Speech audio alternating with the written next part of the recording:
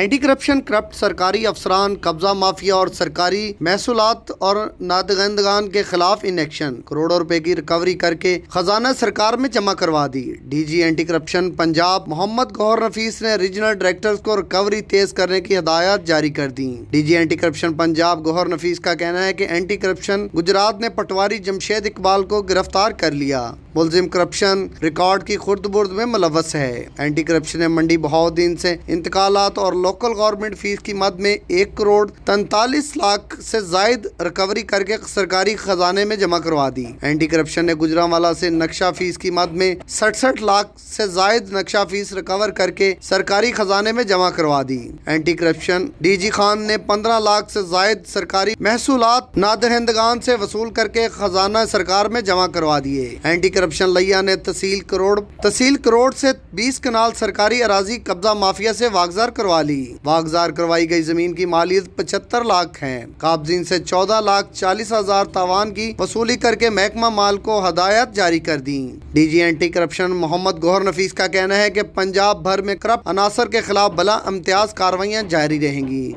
शाहिद रजा, आवाज उर्दू न्यूज, लाहौर।